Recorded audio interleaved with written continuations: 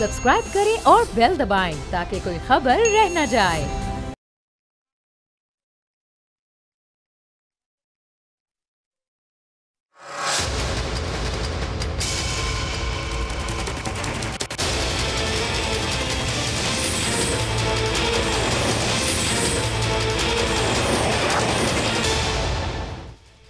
बिस्मिल्लाहिर्रहमानिर्रहीम, अस्सलाम वालेकुम। मैं हूं Jasmeen Manzoor and welcome to the show. नाज़रीन, आज की सबसे बड़ी खबर तो बाय इलेक्शंस 2024 है। 2024 के इंतखाबात भी हुए और फिर उसके बाद 2024 के आज बाय इलेक्शंस भी हो गए, यानी कि वो नशिस्तें जो किसी वजह से छोड़ दी गई हो। 5 बड़े हलकों की पहले बात कर लेते हैं, लेकिन ये स्टोरी हमारी सेकेंड स्टोरी है। तब तक मजीद इलेक्शन की अपडेट्स भी आ जाएंगे। जो हमारी पहली स्टोरी है वो फैजाबाद धरने की वो स्टोरी है जिसका एक रुख आपने कल देखा, आज उसका फाइनल चैप्टर, मैं उसका कहूंगी क्लोजिंग चैप्टर, उसका आप आज देखेंगे। इलेक्शन की बंदिश के हवाले से भी बात करेंगे, इंटरनेट की बंदिश के हवाले से भी बात करेंगे, दीगर मामलात पे भी बात करेंगे। उस पर जाहिर सी बात है पॉलिटिकल पार्टीज अपना मौक़िफ़ देंगी।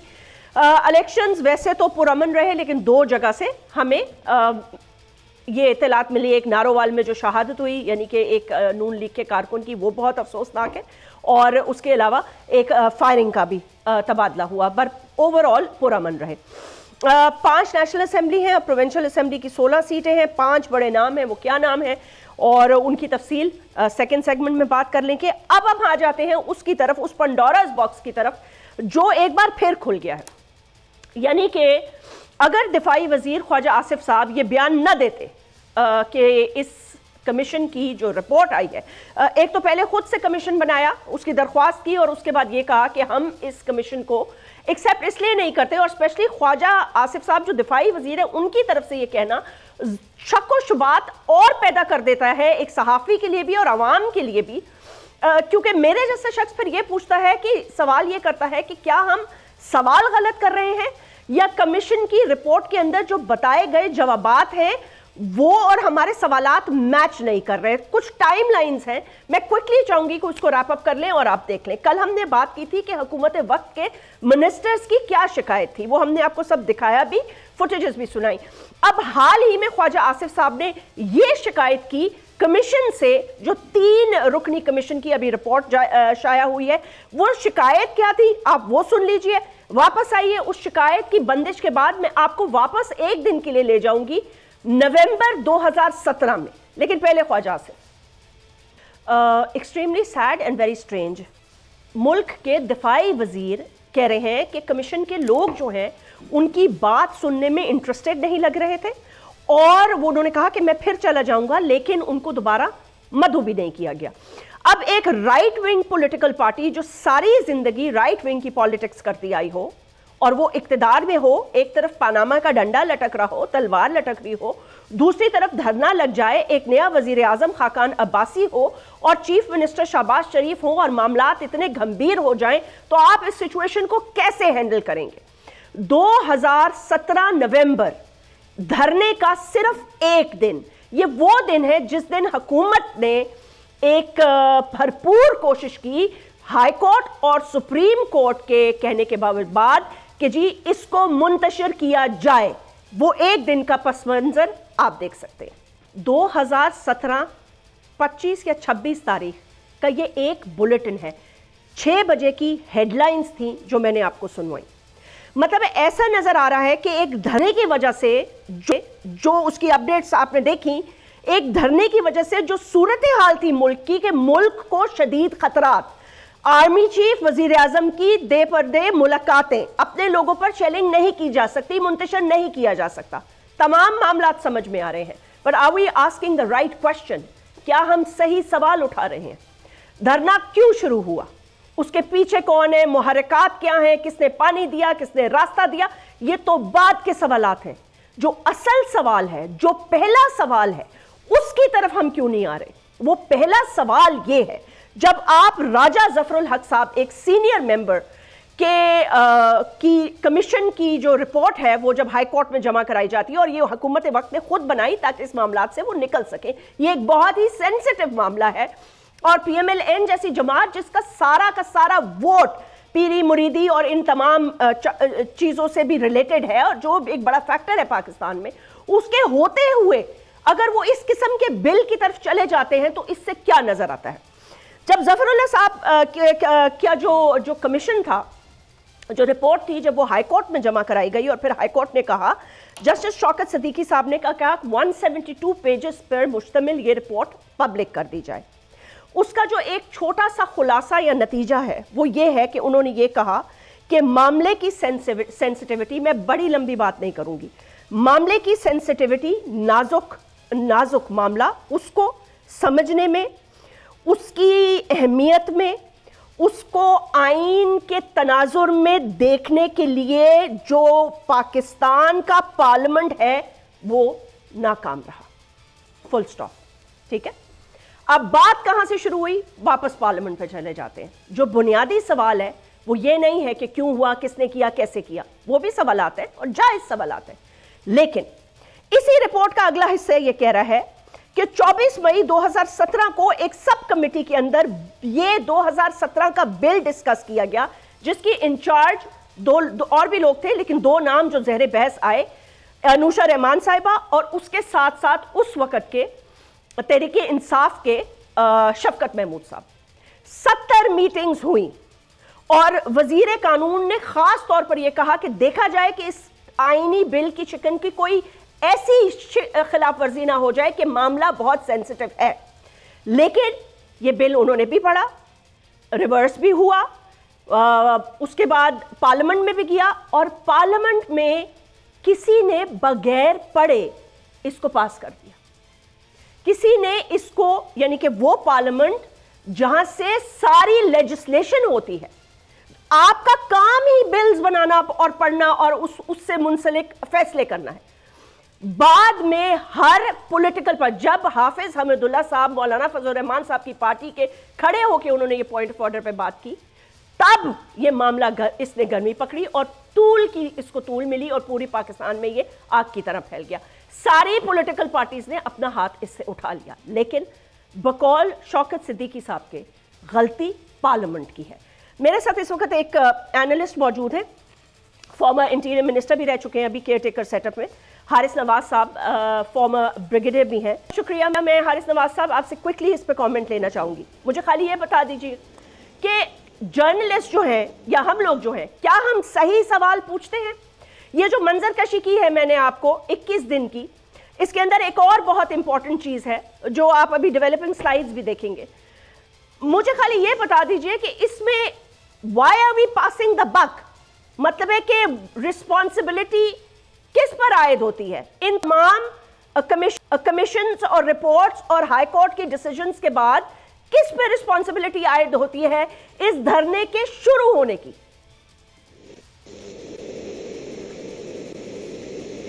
देखिए जैस्मिन, बात यह है कि किसने ये कमीशन बनाया, उस वक्त किसकी गवर्नमेंट थी और अब किसकी गवर्नमेंट है और किसकी गवर्नमेंट में ये हमारा रिपोर्ट इशू हुई है। और was this a right time to issue the report when we are already in political instability? हम इकोनॉमिक डिफिकल्टी में हैं, we are trying to cope up what all that happened politically, election में सब कुछ हुआ है। मुझे ये समझ नहीं आती कि क्यों हम ऐसे इशू, सर्टन ऐसे मौके भी निकालते हैं कि मुल्क हमारा और डीपली इन चीज़ों में दलदल में फंसा जाए। क्या ये चीज़ें भी हमें सोचने की हैं? सेकंड बात ये है कि जब ख्वाजा आसिफ ने स्टेटमेंट दी और वहाँ वो उनकी तसल्ली नहीं हुई, because his statement was not being recorded properly as per his version, why didn't he come out and he explain? उस वक्त क्यों नहीं बोले?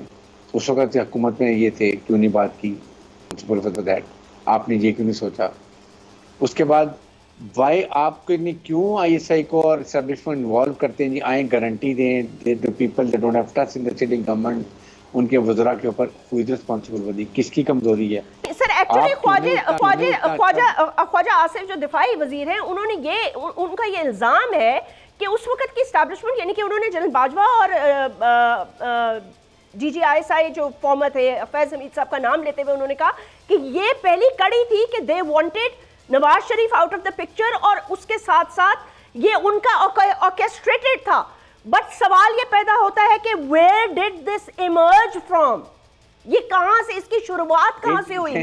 Like, let's go back to the parliament. देखें, यही मैं बात कर रहा हूँ कि यही हमें देखना चाहिए। अगर इल्जाम लगा रहे हैं तो then he did he give any proof? क्या उन्होंने कॉन्क्रीट प्रोसिक्यूशन एक्शनेबल एविडेंस बताई? वो उन्होंने भी हल बताया? पार्लियामेंट वहाँ पर उस वक्त फाल थी, क्या उन्होंने कुछ का हल निकाला?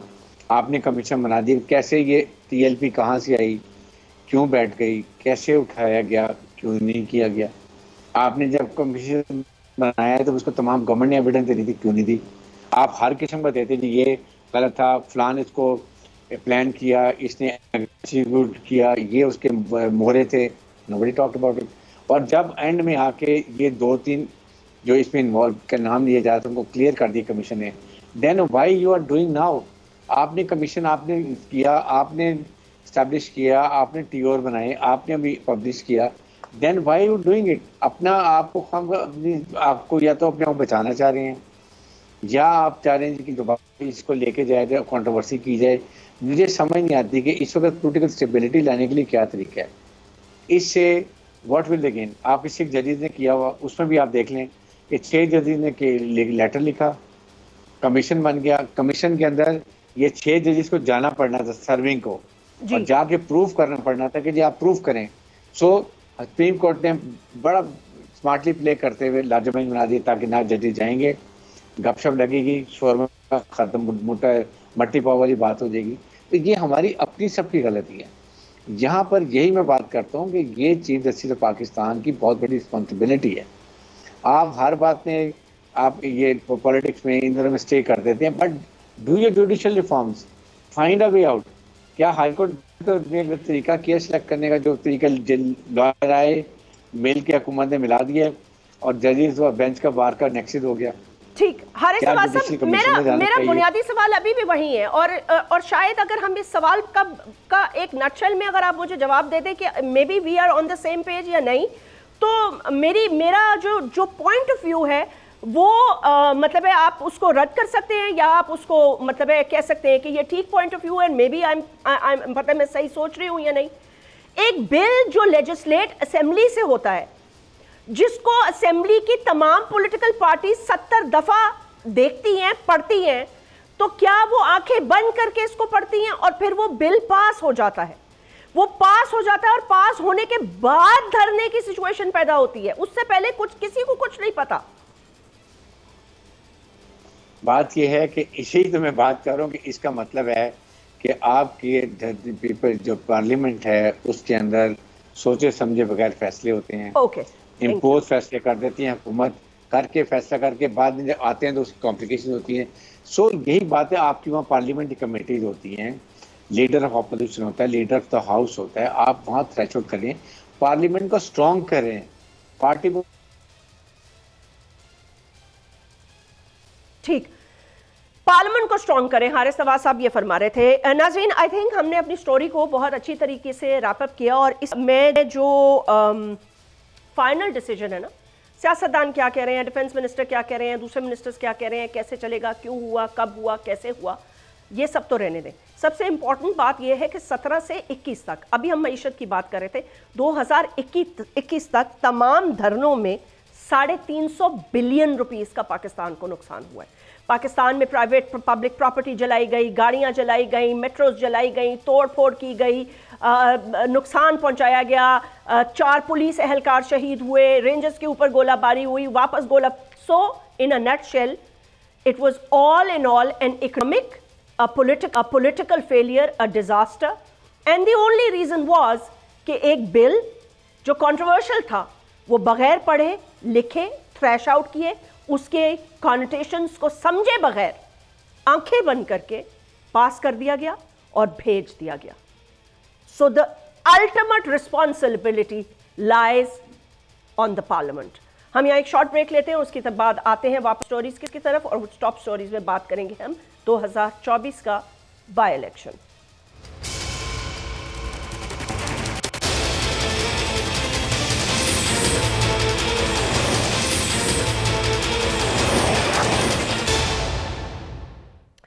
वेलकम बैक नाज़रीन। सो आज की टॉप स्टोरी है बाय इलेक्शंस 2024। 21 नशिस्तें हैं, 16 प्रोविंशियल असेंबली की और 5 नेशनल असेंबली की, जिनमें कुछ बड़े नाम और उनमें से एक शहबाज शरीफ साहब की सीट है, अली अमीन गंडापुर की सीट है, बिलावल भुट्टो जरदारी साहब की, मरियम नवाज की और उसके साथ साथ एक सीट है आसिफ अली जरदारी साहब की।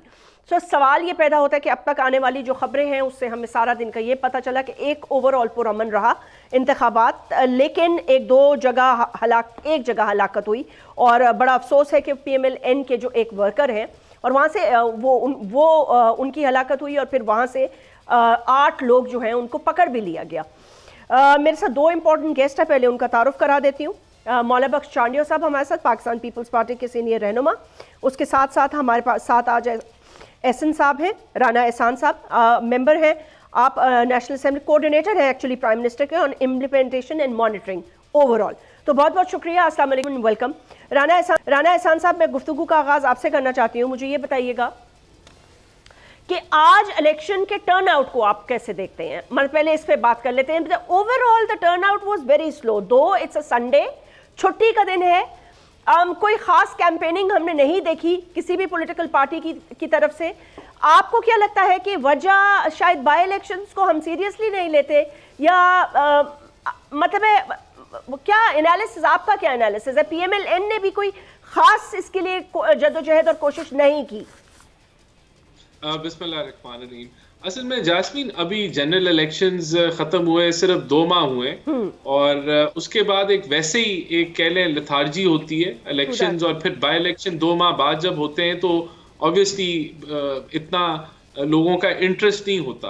बहरहाल हुकूमत ने क्यों नहीं इतना PMLN का, अब देखें PMLN अब हुकूमत का हिस्सा है और हुकूमती मामलात इतने संगीन है, मईशत के इश्यूज हैं, महंगाई के इश्यूज हैं, सिक्योरिटी के इश्यूज हैं और नई गवर्नमेंट्स फॉर्म हुई हैं, तो वो अपना they have dived into resolving these issues कि इन मसाइल से मुल्क को निकालना कैसे। तो डेफिनेटली वो तवज्जो पार्टी लीडरशिप की भी जो है, जो अब कह लें कि देर ऑल इन गवर्नमेंट पोजीशंस, तो वो नहीं हुई। लेकिन बहरहाल हमारे जो कैंडिडेट्स हैं उन्होंने बड़ी मेहनत की और उसके नतायज नजर आ रहे हैं अल्हम्दुलिल्लाह। अभी तक जो भी कोई हतमी रिजल्ट्स तो नहीं आए, लेकिन जो गैर हतमी रिजल्ट्स सारे टीवी चैनल्स दिखा रहे हैं, उसके अंदर मेजॉरिटी सीट्स पे PMLN लीड कर रही है पंजाब के अंदर, जो कि मैं समझता हूं कि जिस तरह का इलेक्शन के अंदर रिजल्ट आया वही रिजल्ट जो है रिपीट हो रहा है PMLN के फेवर में।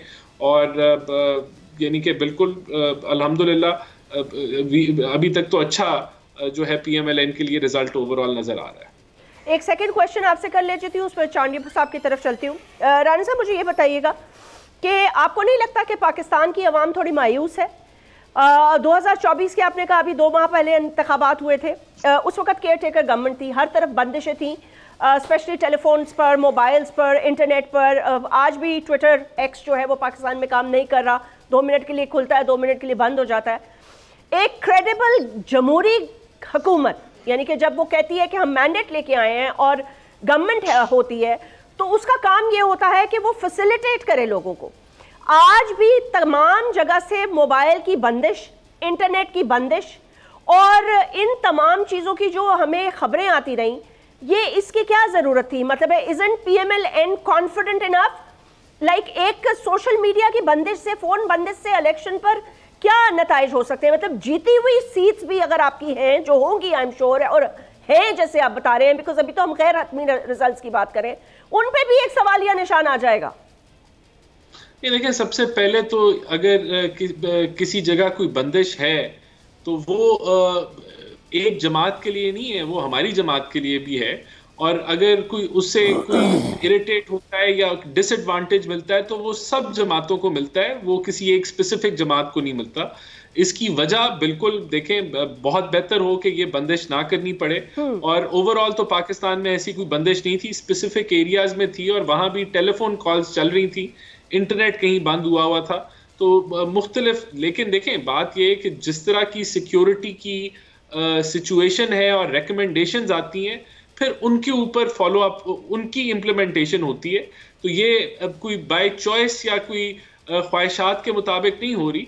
जो सिक्योरिटी फीड आती है, जिस तरह के थ्रेट्स आते हैं, फिर उनको केटर करने के लिए इस तरह के स्टेप्स लिए जाते हैं। बड़ा अच्छा हो कि ये सिक्योरिटी थ्रेट्स ना मौजूद हों और हमें ये चीजें ना करनी पड़े। लेकिन फिर जिस तरह Why is Twitter and X still shut down? मतलब है हम अनफॉर्चुनेटली वजीर जो है, आप जैसे शख्स भी जो है वो VPN के साथ अपनी ट्वीट्स कर रहे हैं। I mean how is that?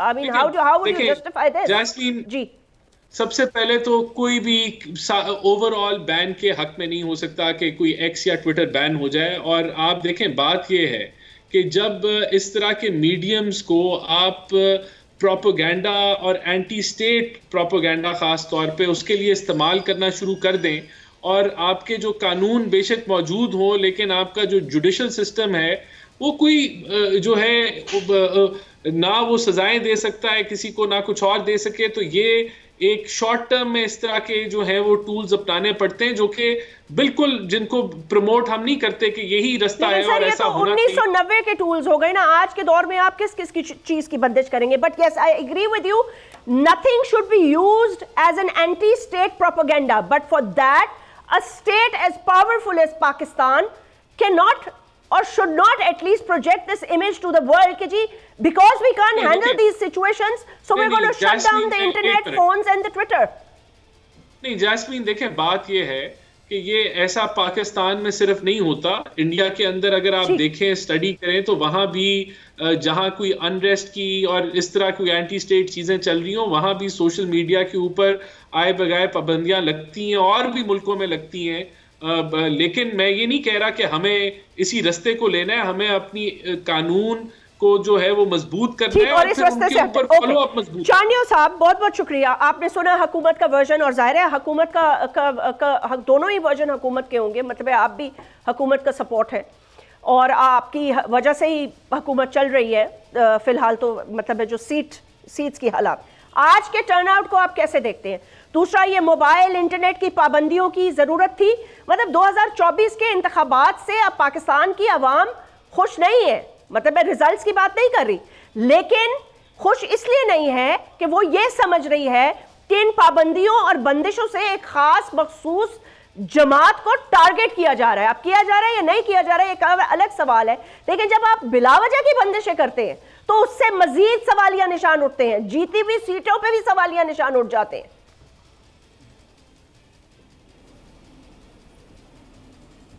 ये बात आपकी दुरुस्त है। हमारे इक़दामात से पता नहीं हम तहफ़्फ़ुज़ दे पाते हैं अमन अमान को और सियासी अमल को या नहीं, लेकिन शक व शुबात हमारे बड़े पैदा कर दिए जाते हैं। हमारे अपने जो हम हुकूमत अमन के नाम पे या किसी और नाम पे जो बंदिशें डालती है उसका हमारे ख़िलाफ़ ही नतीजा आता है, हमारे फेवर में नहीं है। हम कितने भी मजबूत हों लेकिन हमारे ख़िलाफ़ एक माज बन जाता है कि इसका मतलब धांधली है। अब हालात पाकिस्तान के ऐसे हैं, अमन अमान की सूरत हाल आप देखें कैसी है, तो इसमें हुकूमत तो समझेगी कि ये ज़रूरी है, लेकिन आवाम की तरफ जो इसका जाएगी, रिजल्ट जाएगी, वो यही जाएगी कि धांधली है।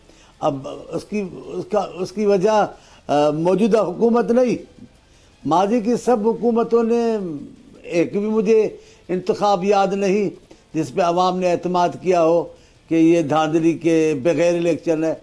एक इलेक्शन हमने सुना यहया खान का, लेकिन उस ज़माने में भी धांधली हुई।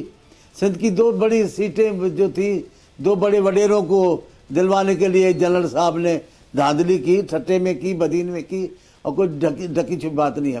तो यहाँ सियासी अमल ने इतना इस्तेहकाम नहीं पकड़ा, इतनी मजबूती नहीं पकड़ी कि लोगों को एतबार आ जाए अपने सियासी फैसलों पर और हुकूमत के इक़दामात पर। अभी मेरे दोस्त ने बात की, कोई मामूली बात नहीं की, जल्दी में बात कर गए, लेकिन मैं तो सियासी कारकुन हूँ, मैं तो समझता हूँ, मेरे तो जहन में सवाल उठाया है कि इस अदलिया में जिसमें काजी साहब बैठे हैं, फायदी साहब, उसमें हमें तो एतमाद है, लोगों को भी एतमाद है, लेकिन ये जिस अंदाज से PTI भी कह रही है, लेकिन ये हुकूमत की तरफ से इस अंदाज से कहा जाए कि जनाब हमारे सिस्टम ऐसा नहीं है अदलिया का कि हम उस पर एतबार कर सके, तो फिर क्या होगा? अगर आप इतनी बड़ी बेएतमादी करोगे ऐसे इदारे पर जिस पे अभी मुकम्मल एतमाद हुआ है, आप तो इस बात को और मजबूत बनाएं। अब मुझे नहीं पता आपके क्या बातें हैं जिसकी वजह से आपको ये कहना पड़ा, लेकिन हमें थोड़ा यकीन है कि कुछ उम्मीद है काजी साहब में कि वो माहौल को बेहतर बनाएंगे। लेकिन ये बहुत बड़ी बात है कि अगर आवाम को एक तरफ से गलतफहमियां डालकर बदन किया जा रहा है एक अफवाज पाकिस्तान के खिलाफ, जो कुछ पिछले महीनों में हुआ है अफवाज पाकिस्तान के खिलाफ, वो कोई आम बात नहीं है, वो बहुत बड़ा हादसा है, वो बहुत बड़ा हादसा है। इस अंदाज से आवाम को फौज के सामने दिखाना आम बात नहीं है। इस अंदाज से फौज के खिलाफ नफरतें पैदा करना आम बात नहीं है। इस अंदाज से अपने टूल्स को इस्तेमाल करना अफवाज पाकिस्तान के खिलाफ, ये कोई आम बात नहीं है, ये बहुत बड़ी बात है। इसका नतीजा क्या होगा? गलतफहमियां पैदा होगी। आप क्या समझती हैं कोर कमांडर हाउस पर हमला उसको ऐसे आम आम आम मामला लेकर लिया जाएगा? हरगिज नहीं। उसके असरात आज भी हैं, आज भी लोग बातें कर रहे हैं मुख्तलिफ किस्म की। कुछ कहते हैं ये मसनूई है, कुछ कहते हैं हकीकी है, लेकिन ये है बहुत बड़ी खतरनाक बात। बहुत खतरनाक बात। मैं कहता हूँ, बिल्कुल ठीक कह रहे हैं आप। मैंने पीटीआई के लिए कहा कि खान साहब, मैंने कहा खान साहब, जिस सियासत को आप परवान चढ़ा रहे हैं, अगर ये पाकिस्तान में परवान चढ़ गई तो पाकिस्तान के बखिए उधड़ जाएंगे। आप उन बातों को ना छेड़ो जिसमें पाकिस्तान का वजूद कायम है। अब मेरे दोस्त ने भी बात की, हम ऐसे नुकात क्यों उठाते हैं जिनकी फिलहाल जरूरत नहीं है? जरूरत है, ऐसे नुकात को उठाएं जो हर वक्त हमारे सर पे सवार हैं, जिनको हम दुरुस्त नहीं करेंगे तो फिर कब करेंगे? भाई ये वक्त नहीं है, फिर कब वक्त आएगा? ठीक भाई, ये हालात नहीं, फिर हालात कब आएंगे? नहीं, हालात तो हमें करना चाहिए, 72 साल से ज्यादा हो गए, वो फैसले लेने चाहिए। राणा साहब, you want to comment on something that Chandia साहब सेड? बिल्कुल ठीक कहते हैं, कब ठीक करेंगे? देखिए, मेरा जो पॉइंट है ना, देखिए अदलिया पे हमें बिल्कुल एतमाद है, लेकिन कुछ हकायक है। ठीक है। अब आप देखें, नहीं, अब आप देखें कि लाइबल लॉज के ऊपर किसको सजा हुई है, या अगर कोई कीचड़ उछालता है किसी के ऊपर, या झूठ बोलता है मीडिया के ऊपर, किसी की इज्जत को क्वेश्चन मार्क करता है, तो डेफेमेशन लॉज के ऊपर कितने लोगों को सजाएं हुई हैं। और इसी तरह देखें, बात यह है कि हमें ये तो हकीकत है कि किसी को भी नहीं सजा हुई, और होनी चाहिए है वहां उस साइड को मैं पॉइंट आउट कर रहा हूं। अगर ये चीजें होना शुरू हो जाएं, अगर खुलेआम कोई एंटी स्टेट प्रोपेगेंडा कर रहे हैं, उनको सजाएं होना शुरू हो जाए, तो ये टूल्स नहीं इस्तेमाल करने की जरूरत होगी। तो मैं उम्मीद करता हूं कि हमारी अदलिया जरूर इसके ऊपर जो है वो जल्द फैसले करेगी। या एक और मिसाल देता हूं, देखें कैपिटल हिल पे हमला हुआ, कैपिटल हिल पे कोई दहशतगर्दों ने हमला किया था अमेरिका में, वो भी सियासी जमात के वर्कर्स थे, वहां 1100 केसेस बने, 350 लोगों को सजा हो गई, किसी को 10 साल, किसी को 12 साल, किसी को 8 साल। आज भी हमारे 9 मई के जो वाकयात थे, किसी को सजा नहीं हुई। इस वजह से उसके ऊपर सियासत हो रही है। अगर बर वक्त फैसले हों, सजाएं हो जाएं, अगर किसी ने गुनाह किया है तो उसको, किसी ने कानून तोड़ा है उसको सजा हो जाए उसके मुताबिक, कोई बेगुनाह है उसको रिहा कर दिया जाए बर वक्त, तो फिर इस तरह के सब्जेक्ट्स पे सियासत नहीं होगी। तो ये हमारी बदकिस्मती है कि पाकिस्तान में बड़ा टाइम लगता है फैसले लेने में, अदालती फैसले आने में। बिल्कुल ठीक फरमा रहे हैं। मैं थैंक यू करना चाहूँगी इस सेगमेंट में, आप लोगों का बहुत बहुत शुक्रिया। हमसे बात कर रहे थे एहसान साहब और चांडियो साहब, उन्होंने दो टोक इस बात पर एग्री किया कि ऐसी बंदिशें नहीं होनी चाहिए, क्योंकि जब ये बंदिशें होती हैं तो इससे मजीद सवाल उठते हैं। लेकिन ये भी एक वैलिड पॉइंट है कि क्या सोशल मीडिया के इन प्लेटफॉर्म्स को रिफॉर्मेशन के लिए, बेहतरी के लिए इस्तेमाल नहीं किया जा सकता? और मतलब है कि क्या इससे गलत प्रोपेगेंडा करना, नेगेटिव प्रोपेगेंडा करना, झूठा प्रोपेगेंडा करना और उसको इस हद तक करना कि वो सच लगने लगे, that is also a big question, and specially जब आप अपनी स्टेट के इदारों के खिलाफ ये करते हैं। So that is a very valid point. ये एक बहुत ही अनोखी मंतक है जो सिर्फ पाकिस्तान में ही ये चल रही है। क्या इसका सेरा सिर्फ इमरान खान यानी कि बानी तहरीके इंसाफ की सियासत को ही दिया जा सकता है? And is it only connected to 9th May? We have to take a short break, और ब्रेक के बाद हम बात करेंगे बैरिस्टर गौहर से।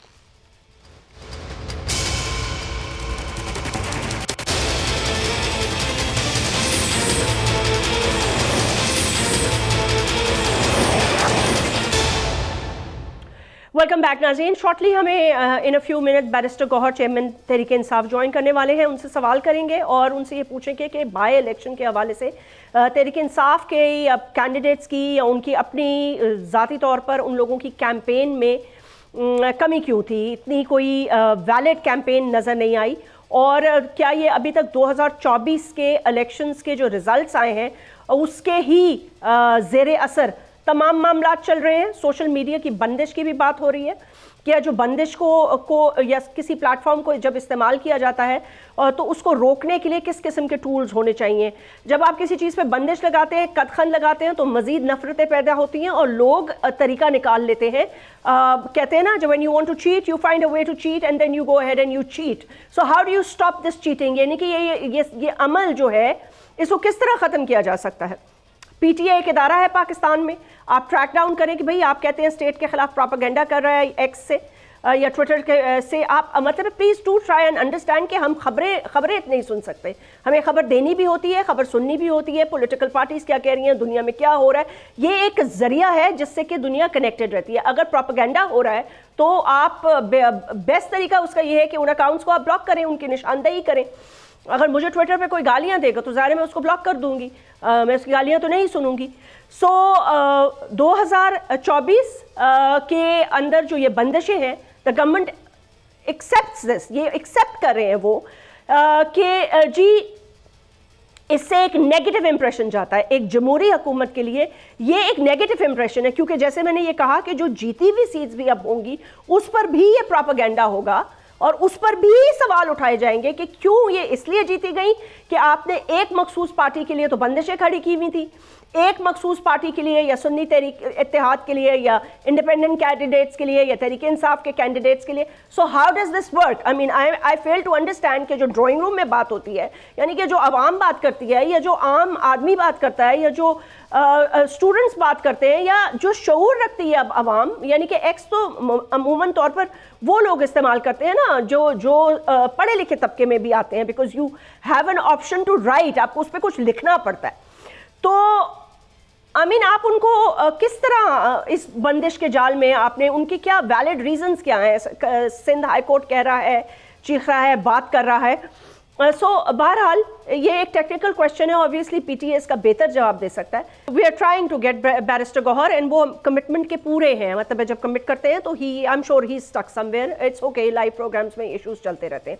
अच्छा, अभी आपको ये भी पता है कि बानी तहरीक इंसाफ ने एक ख़त लिखा है चीफ जस्टिस को, चीफ जस्टिस ऑफ पाकिस्तान को, और उसी से रिलेटेड पैरेलल उसमें उन्होंने 3-4 चीज़ों का कहा है कि इन चीज़ों के ऊपर एक तो ज़ाहिर सी बात है 2024 के जो इलेक्शंस हैं उसके नताइज के हवाले से उन्होंने कहा इस पर गौर किया जाए। दूसरा उन्होंने कहा 8 मई के हवाले से जो मामलात हुए उसकी इंक्वायरी होनी चाहिए। तीसरा उन्होंने 2-3 और चीज़ें भी की हैं। एक तो वो भावल नगर का जो इंसिडेंट हुआ है वो भी, कि 2 इदारे आपस में तसादम कैसे हो गए।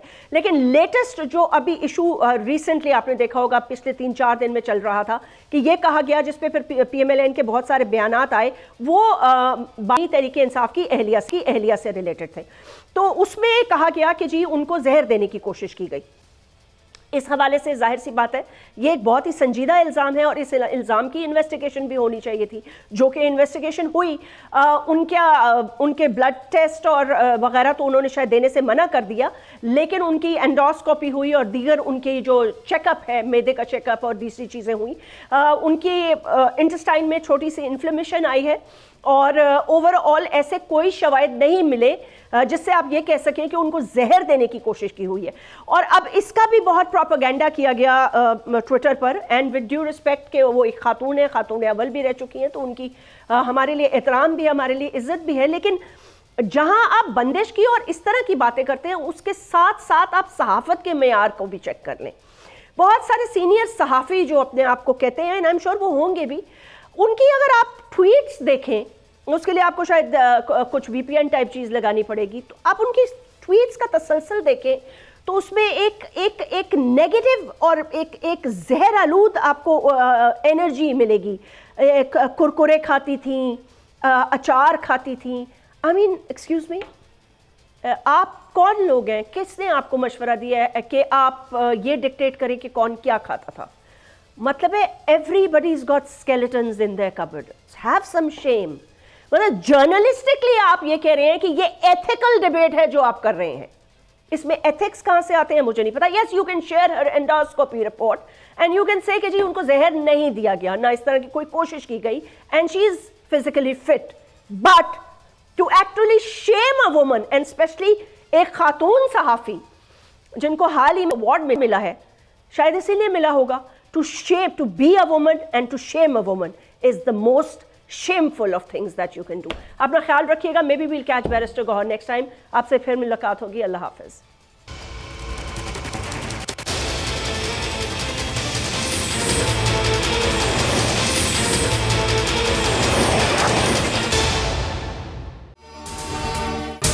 अगर ये वीडियो आपको पसंद आई है तो इस चैनल को सब्सक्राइब करें और बेल आइकन को क्लिक करें।